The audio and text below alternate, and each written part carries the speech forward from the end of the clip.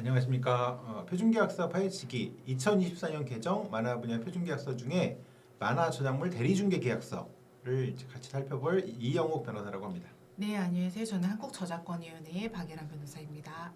이 계약서 이 강의는 박예란 변호사님은 이제 저작권위원회에서 오시긴 하셨지만 위원회 입장 이런 건 공식 입장 이런 건 다 아니고요. 저와 이제 박 변호사님이 이 계약서 사실 좀 개정에 관여를 했잖아요. 어떤 식으로건. 그래서 이제 그 내용에 대해서 저희가 알고 있는 바를 좀 이제 쉽게 설명드리고자 이게 사실 뭐 표준계약서라고 하지만 어려운 점도 있어요. 그렇죠? 내용이. 그래서 그런 내용으로 만든 거니까 그거 잘 참고하셨으면 좋겠습니다. 일단 제가 표시해 보겠습니다. 저작권자 이름 쓰고 대리중개인 쓰고 어떤 저작물에 대해서 대리중개할 건지 그걸 쓰면 되겠습니다. 그래서 계약 목적은 대리중개를 대리중개인에게 위임하고 그래서 이제 중개인이 중개함에 있어서 권리 의무 같은 것들을 명확하게 하는 것을 목적으로 한다는 거고요. 그 위탁관리업이라고 해서 저작권자의 저작물을 이용하게 할 때 이용 허락을 저작권자에게 계속 하게 하면은 여러모로 이제 불편함이 있으니까 신탁업체나 대리중개업체 이런 데가 있어요. 그래서 대리중개는 그쵸. 신고하는 거고 신탁단체는 허가를 받으면 되고요. 네. 그래서 대리중개를 할 때 만화 분야는 또 그 분야의 특수한 것들이 반영될 필요가 있다. 이런 계약서라고 보시면 될 것 같습니다. 기본적으로는 만화도 아마 문예약술 저작권협회가 신탁단체죠. 네. 막 콩카가 음악 저작물 신탁 네. 관리하듯이 네. 이거 이제 대리중개입니다. 그것보다 약간 네. 낮은 네. 에이전시 같은 거죠. 네. 정의는 보면 이제 뭐 그냥 일반적인 내용입니다. 대상 저작물, 복제, 공중중심, 전송 이런 거 다 이제 저작권법에 있는 내용이고요. 배포, 발행, 백타적 발행권, 출판, 온라인 서비스 여기 이제 뒤에 이제 다 어떻게 쓰이는지가 나오니까 대리중개는 이제 이런 걸 말한다. 다 저작권법상 개념입니다. 사용료, 수수료 그리고 이제 뒤에 보면 중요한 게 이제 공제되는 비용 같은 거 그런 게 약간 중요하겠죠. 계약 기간은 일단 계약 체결 후에 몇 년까지로 한다 이렇게 정하게 돼 있고요. 계약 기간 같은 거 이렇게 몇 년으로 한다라고 돼 있는 부분도 다 수정해서 쓰시면 돼요. 편하게 수정해서 쓰시면 되고 그리고 계약 기간이 이제 자동갱신되는 게 아니고 사망처럼 합의가 없는 한 일단 원칙 종료고 이항에 따라서 합의해서 어떻게 연장할지를 정하시면 된다 이렇게 되어 있습니다. 그래서 예전에 자동갱신이었던 것을 원칙적으로 종료하는 것으로 모든 표준계약서가 좀 공통적으로 이렇게 되고 있습니다. 사항은 이런 거죠. 이제 제가 에이전시한테 대리중개업자한테 뭘 줬어 그 사람이 또 딴 사람과 계약했을 때 그 기간이 남아 있으면 나랑 에이전시랑 계약이 끝나도 그 기간 동안만큼은 이 계약에 따라서 이제 뭐 정산도 하고 이렇게 해야 된다 그런 취지입니다. 사적 권한의 부여 저작권자는 대리중개인에게 대상 저작물에 관하여 아래 표 중 선택한 항목에 관한 저작권의 대리중개를 위임한다. 또 독점 여부를 기재한다. 그리고 수수료를 기재한다. 이제 이게 이제 표입니다. 사실 이것도 이제 항목을 다 어떻게 보면 최대한 이제 나눈 거죠. 그래서 추가할 수도 있고 맨 밑에 보시면 이거를 보시면 어떻게 보면 사업자는 숨이 턱 막힐 수 있겠다. 여기 다 위임 여부 동그라미 표시하고 독점 여부, 독점 비용 쓰고 수수료를 뭐 7대 3으로 할 건지 뭐 얼마를 다 쓸 건지 다 쓰게 돼 있습니다. 그래서 굉장히 어떻게 보면 작가님들 위해서 만든 거죠. 이렇게까지 이제 다 적어도 뭘 주는지 알고 해라. 그래서 물론 똑같이 다 써도 상관없죠. 다 동그라미 뭐 다 독점 다 뭐 수수료를 얼마 써도 상관없지만 이렇게 내가 주는 걸 알고 쓰면 굉장히 이제 좀 다르게 생각을 하시겠죠. 여기를 다 쓰게 돼 있습니다. 저작권자의 권리 의무해서 대상 저작물에 관해서 본 계약과 저촉되는 계약을 저작권자가 하면 안 된다 이런 내용이고요. 그리고 본 계약 체결 이후에 며칠 내에 이 자료를 대리중개인에게 제공해야 하는지 대리중개 사업을 할 수 있겠죠. 그래서 대리중개인에게 제공해야 한다라는 내용이고요. 자료 요청할 때도 이걸 성실하게 협조해라 이런 내용이고 저작권자가 대리중개인과의 계약 범위를 넘어서는 내용을 요구할 수는 없다 이런 내용입니다. 저 사항이 좀 이상한 것 같은데요. 잘못 쓴 건가? 대리중개인과의 계약의 범위를 넘어서는 내용을 요구할 수 없다. 말소 등록을 잘못되어 있는 것 같습니다. 네네네. 저 잘못 든 것 같습니다. 그래서 말소 등록 내용은 없고요. 요구할 수 없다까지 끝입니다. 6조 대리중개인의 권리 의무. 어떻게 보면 이 조항이 제일 중요하다고도 할 수 있는데요. 그러니까 이게 위임이잖아요. 그래서 이제 이 계약의 내용에 따라서 선량한 관리자의 주의로서 업무를 처리해야 된다. 대리중개인은 대리중개 업무를 처리하면서 저작권자를 위하여 최선의 계약을 체결하기 위해 노력해야 된다. 이 부분이 굉장히 일반적이면서도 중요한 내용이다. 네. 그리고 대리중개인은 대상자물 대리중개 과정을 저작권자와 공유해야 된다. 이거는 네. 전반적으로 네. 그 연예인 전속사를 생각하시면 될 것 같아요. 연예인 전속사가 이렇게 해야 된다는 거를 생각하시면서 네. 대리중개 과정, 그러니까 내가 이게 하는 거를 제3자 협상하는 거 그런 거 다 계약 교섭 진행하면서 그걸 다 알려줘야 되는 거고 네. 제3자 계약 체결한 다음에는 체결할 때는 사전 서면 동의 없고 계약서 사본을 줘야 된다. 그러니까 네. 이런 게 참 황당한 게 네. 이런 데서 계약서도 안 주려고 하는 데가 있어요. 그쪽하고 비밀 유지 의무가 있다 네. 하면서 참 네. 황당한 거죠. 네. 그러니까 대리중개 하는 데에서 맞아요. 하여튼 분명히 넣었습니다. 그래서 네. 방금 그 조항에서는 네, 제3자랑 체결하는 계약이 기간이 네. 연장되면은 네. 본계약도 그때까지 효력이 있다고 그렇죠. 하는 부분을 연결했을 때는 네. 더 중요하게 그럼요, 알 그럼요. 필요가 있잖아요. 네, 그래서 네, 그렇게 네. 보시면 더 좋을 것 같아요. 네. 그리고 지금 어떻게 진행되고 있는지 알려달라고 하면 즉각 정리해서 또 알려줘야 네. 되는 거고 그다음에 혹시 그 대리중개인이 권리를 취득할 경우에는 그거는 다 원래 권리자한테 줘야 되는 거고 네. 그다음에 대리중개 계획을 수립할 수 있고 그거를 수립하는 경우에는 그걸 준수해야 된다. 네. 뭐 파워포인트 같은 거 만들 수 있겠죠. 표 같은 네, 거. 네, 그래서 대리중개인은 수수료를 이제 사용료 수령 권한이 있을지 없을지는 정할 수 있는데 수수료를 지급하는 것이 필요하고요. 수수료를 지급하는 걸 조건으로 대리중개인은 이제 업무를 하는 것이기 때문에요. 그래서 대리중개인이 사용료에서 비용을 공제한 뒤에 수수료를 산정하기로 합의하는 경우에는 대리중개와 관련돼서 직접 소요되는 이런 비용들 기타 동의하에 지출한 비용들을 사용료에서 공제할 수 있다 이렇게 되어 있습니다. 네. 다만 이런 것들 다 합의해가지고 달리 정할 수 있고요. 대리중개인은 몇 개월에 한 번씩 이것을 계좌로 입금한다 되어 있습니다. 네. 그 연예인 전속 계약서, 표준 계약서에도 이런 게 있습니다만 네. 이게 항상 문제예요. 그러니까 이게 그 헐리우드 어카운팅이라 그래가지고 네. 미국 영화는 항상 수익을 빵원으로 만들 수 있다. 네. 그러니까 공제하는 걸 엄청 많이 빼가지고. 네. 그 예전에 보면 그 유명한 가수들이 막 전속사로부터 뭐 엄청나게 히트했는데도 매달 뭐 몇십만 원 받았다 이런 게 다 네. 엄청 빼가지고 그렇거든요. 이게 네. 공제의 네. 항목을. 네. 그래서 여기도 꽤 자세하게 썼습니다만 네. 대리중개 관련해서 직접 네. 소요되는 실제 비용, 네. 불가피하게 지급하는 수수료 같은 거, 네. 동의하에 지출한 비용 3개. 네. 근데 그래도 문제 생길 거예요. 생길 수 있습니다. 이거. 네. 그러니까 굉장히 네. 이 부분을 신경 많이 쓰셔야 네. 됩니다.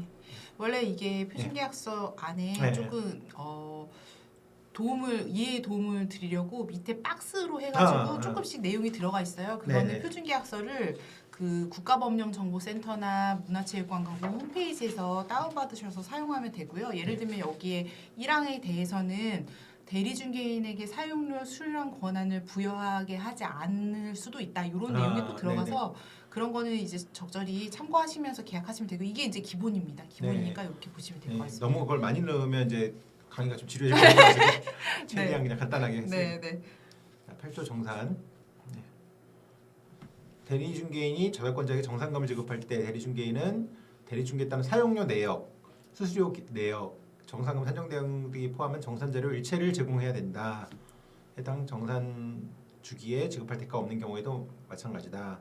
그다음에 사용료 내역, 수수료 계산 내역, 정산금 산정 대과 관련된 장부 및 자료를 별도로 유지 보관하고 종료 5년까지 보관해야 된다.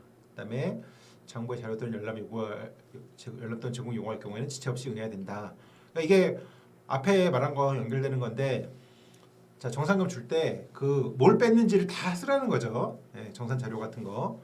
그래서 뭐 계약금 같은 거 줘가지고 줄 돈이 없을 때도 그거는 다 정산 그런 내용을 줘라. 그리고 그 계약 기간 끝난 다음에도 보관하도록 해가지고 이렇게 하면 이제 함부로 그걸 이제 딴 생각 못 하겠죠. 굉장히 사업자들이. 비용 부담은 당연한 규정이라고 보시면 될 것 같은데 창작 비용은 저작권자가 부담하고 대리중개에 수반되는 비용, 대리중개 비용 이런 건 당연히 대리중개인이 부담한다. 그런데 이걸 또 합의해가지고 다르게 정할 수 있는 건 당연할 거고요. 그리고 저작인격권 존중 조항은 원칙적으로 저작 인격권은 누구나 존중해야 되는 거기 때문에 이렇게 규정이 돼 있고 다른 표준 계약서들은 대리중개인이 직접 중개만 하는 것이기 때문에 다른 조항들이 원래 더 있는데 여기는 짧게 돼 있어요. 그래서 일반적으로 저작 인격권 존중하라는 정도로만 규정이 들어가 그래도 있습니다. 충분할 것 같습니다. 네네. 네. 내용 다 고민, 네. 뭐 쉽게 알 수 있는 내용이니까요. 네네. 보증 등. 자, 이거는 뭐 내가 이제 허락해준 계약 그 캐릭터가 문제가 없는 계약 캐릭터 남의 거 갖고 한 게 아니다. 뭐 그런 거일 경우를 보증한다는 거죠. 이건 네. 뭐 보통 저작권 이용 계약에 다 들어가는 내용입니다. 네. 저작권자는 대리중개인이 계약상 권리를 행사함에 장애가 되는 사정이 없고 그런 행위를 하지 않겠다. 예컨대 뭐 이미 남한테 파는 경우 캐릭터를 그런 경우는 그렇게 하지 않겠다는 거랑 그다음에 그게 뭐 표절 같은 걸로 제3자의 저작권 등 법적 권리 침해에 손해가 끼친 경우에 책임지는 거고 다만 그쪽이 에이전시가 준 거 갖고 문제가 된 경우에는 이제 당연히 대리중개인이 책임지는 거고요. 네. 그다음 계약 기간 만료 등 이 계약 종료 시 대리중개인 규칙 사유로 권리가 온전히 환원되지 못할 경우에 책임을 진다는 거고 네. 그런 거 뭐 있을까 싶습니다만 하여튼 온전하게 잘 돌려줘야 된다는 거죠. 네, 원고에 반한 대리중개인이 원고를 이제 실물 원고나 이런 또 기타 자료들을 다 조사 문제 보관하고 있게 되는 경우에는 계약 종료하면 당연히 반환해야 되겠죠.